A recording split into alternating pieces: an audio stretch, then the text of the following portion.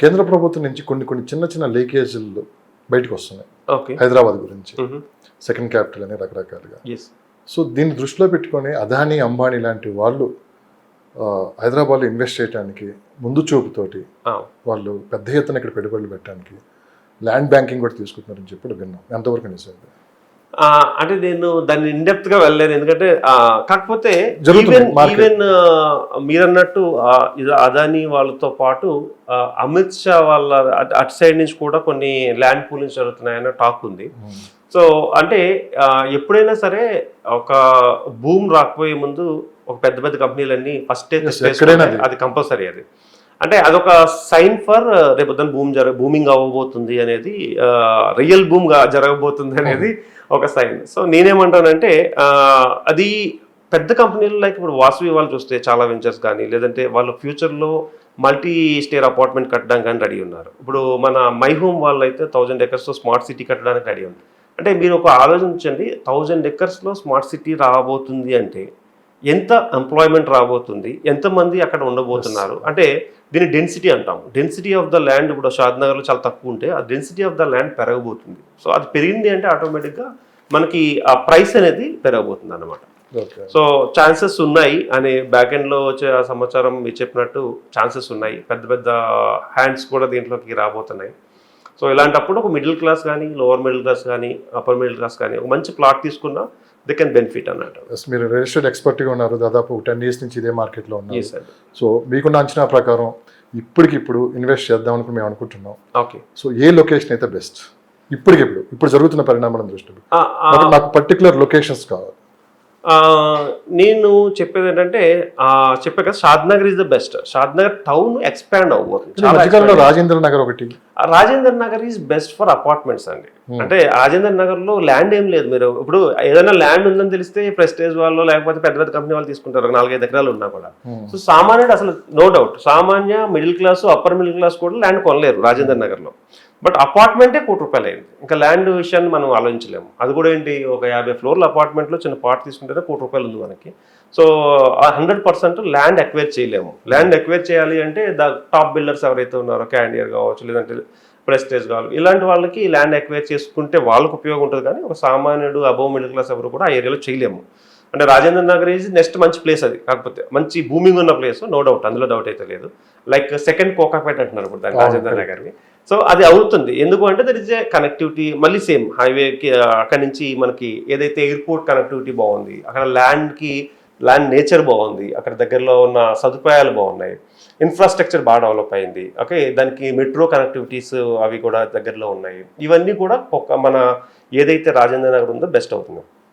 మీరన్నట్టు నా దగ్గర ఒక అమౌంట్ ఆఫ్ 50 lakhs ఉంది, ₹1,00,00,000 ఉంది, ఎక్కడ పెట్టాలి అంటే మాత్రం 100% ల్యాండ్స్ మీద పెట్టాలి అనుకుంటే మాత్రం షాద్నగర్ అంటే శంషాబాద్ దాటి ఒక 10-15 kilometers దాటిన తర్వాత ఇంకా షాద్నగర్ వెళ్ళిన తర్వాత ఆ ఏరియాలో రైట్ సైడ్, లెఫ్ట్ సైడ్ అంటే నాగులపల్లి సైడ్ కావచ్చు, లేదంటే మీకు ఇంకో కొంచెం ముందుకు వెళ్ళిపోతే జడ్చర్లకు ముందు రాజాపూర్ కావచ్చు, బాలానగర్ కావచ్చు, okay, Gundedu village, Gundedu side కావచ్చు, కంసానపల్లి కావచ్చు.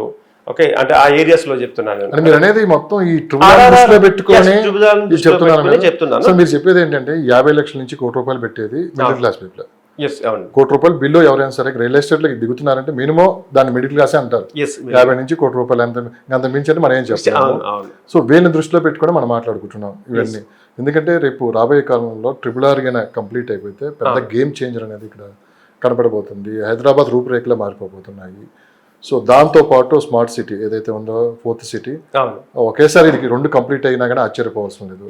చెప్పుకున్నాడు ఒకసారిగా ఆ టైంకి మనం మనకి చూద్దామన్నా కానీ ఏదో అంటారు చూడండి, కళ్ళకు కూడా కనప్పుడు ఆ రేట్లు అని చెప్పి కూడా అన్నట్లు. సో నేనేమంటాను ఒపీనియన్ అసలు మీరు దాన్ని ఎట్లా అంచనా వేస్తున్నారు? Future regional ring road 100% game changer అండి. ఎందుకు గేమ్ చేంజర్ అవ్వబోతుంది అంటే మీరు చైనా తీసుకుంటే 8 rings ఉంటాయి. చైనా మొత్తానికి మనకు ఓఆర్ఆర్, ఇప్పుడు RRR సెకండ్ రింగ్గా వస్తుంది. చైనా లాంటి పెద్ద కంట్రీస్లో 8 rings ఉంటాయి. ఈ 8 rings కనెక్టివిటీ ఎలా ఉంటుందంటే internal roads, internal railway tracks, ఇవన్నీ కనెక్టివిటీతో చైనా ద బెస్ట్ అంటే హైయెస్ట్ ప్రొడక్టివిటీ ఉన్న కంట్రీగా మనకి తెలుసు మనందరికీ. హైదరాబాద్ విశ్వనగరం కాబోతుంది, ఇందులో డౌట్ అయితే లేదు. హైదరాబాద్ విశ్వనగరం కాబోవడానికి నెక్స్ట్ గేమ్ చేంజర్ ఏదంటే రీజనల్ రింగ్ రోడ్. ఎందుకు రీజనల్ రింగ్ రోడ్ అంటే ఓఆర్ఆర్ వచ్చిన తర్వాత మీరు మనందరికీ తెలుసు ఓఆర్ఆర్లో ద బెస్ట్ ఎంతెంత హైప్ అయితే చూడాలో అంతా చూసాము. ఇప్పుడు మీరు ఓఆర్ఆర్ రాకముందు ఒక షాద్ నగర్ కానీ శంషాబాద్ కానీ వెళ్ళాలంటే గంట కాదు 2 గంటలు 3 గంటలు పట్టేది. ఓఆర్ఆర్లో మీకు 40 minutes 50 minutesలో శంషాబాద్ కానీ మీరు షాద్ నగర్ వెళ్ళాలన్నా 1 hourలో వెళ్ళిపోతారు. నెక్స్ట్ రీజనల్ రింగ్ రోడ్ కూడా కంప్లీట్ అయితే ఈ ట్రావెల్ టైం తగ్గుతుంది. ఎప్పుడైతే ట్రావెల్ టైం తగ్గిందో ఇన్ఫ్రాస్ట్రక్చర్ అద్భుతంగా మొత్తం ట్రావెల్ టైం దేనివల్ల తగ్గుతుంది అంటే రీజనల్ రింగ్ రోడ్ ఒకదాని వల్లే కాదు, కనెక్టివ్గా ఉన్న ఇంటర్నల్ అంటే రైల్వే సిస్టమ్ కూడా కనెక్ట్ చేస్తున్నారు దానికి. అంటే రైల్వే సిస్టమ్ని ఓఆర్ఆర్కి ఆర్ఆర్ఆర్కి మధ్యలో రైల్వే సిస్టమ్ కనెక్టివిటీ జరుగుతుంది, మెట్రో కనెక్టివిటీ జరుగుతుంది. సో ఈ కనెక్టివిటీలు కనుక కరెక్ట్గా క్లియర్గా అయిపోతే దీని తర్వాత ఆ రోడ్ కనెక్టివిటీ ఉంటుంది, మళ్ళీ ఓఆర్ఆర్ నుంచి ఆర్ఆర్ఆర్కి వచ్చే రోడ్ కనెక్టివిటీ ఇవన్నీ అయితే కనుక మీరు పైనుంచి ఒక వ్యూ చూసినట్లయితే ఏరోప్లేన్లో నైట్ వ్యూ చూసినట్లయితే ఇది మనం ఇక్కడ హైదరాబాద్ చూస్తున్నామా లేదంటే సింగపూర్ చూస్తున్నామా అంత అద్భుతంగా తయారయ్యే అవకాశం 100% ఉంది. ఇది 100% గేమ్ చేంజర్ కాబోతుంది. Because of infrastructure game changer కాబోతుంది, బికాస్ ఆఫ్ దాని రోడ్ కనెక్టివిటీ 100% గేమ్ చేంజర్ కాబోతుంది.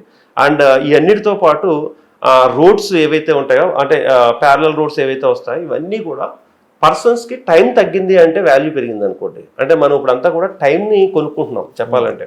ఇప్పుడు ఓఆర్ఆర్ నుంచి మీరు ఎప్పుడన్నా విజయవాడ వెళ్ళినప్పుడు సిటీలోంచి వస్తారా ఓఆర్ఆర్ నుంచి వస్తారంటే మోస్ట్లీ ఓఆర్ఆర్ నుంచి ఎందుకు వస్తాం అనుకుంటే మనం మోస్ట్లీ టైం సేవ్ అవుతుంది. అంటే టైం కొనుక్కునే పరిస్థితి వచ్చింది. ఇప్పుడున్న చాలా బిజీ స్కెడ్యూల్లో మనం టైం కొనుక్కోవాలి. టైం అన్ని కొనుక్కుంటాము, ఇంకా గాలి కొనుక్కునేది కూడా వస్తుంది, ప్యూరిఫైయర్స్ అవి వచ్చింది. అంటే నేనేమంటున్నానంటే ఈ టైం కొనుక్కునే పరిస్థితుల్లో టైం ఎప్పుడైతే తగ్గుతుందో అంటే ఎప్పుడైతే పెద్ద ఇన్ఫ్రాస్ట్రక్చర్ డెవలప్ అవుతుందో టైం అనేది సేవ్ అవుతుంది. టైం సేవ్ అయినప్పుడు ఆ ఏరియాస్లో ఇన్వెస్ట్మెంట్లు ఆటోమేటిక్గా బాగా పూల్ అవుతాయి. అండ్ ఆ ఏరియాకి ఇప్పుడు ఎవరైనా ఈ రీజనల్ రింగ్ రోడ్కి అటువైపు కానీ ఇటువైపు కానీ అది ఇంటర్నల్లా అవుట్ సైడా మీరు ఏమీ ఆలోచించవద్దు, కొనేసి పెట్టుకోండి. ఓకే, దీంట్లో కనెక్టివిటీ రోడ్స్ ఎక్కడి నుంచి అయినా రావచ్చు. సో కొనుక్కు పెట్టుకోండి. నా రిక్వెస్ట్ ఏంటంటే జీపీ లెవెల్ కొనుక్కోవద్దు, గ్రామ పంచాయతీ లెవెల్ కొనుక్కోవద్దు. ఎందుకంటే గవర్నమెంట్ కావాలనుకుంటే మీకు నష్టపరిహారం చెల్లించకుండా కూడా తీసుకోవచ్చు దానికి.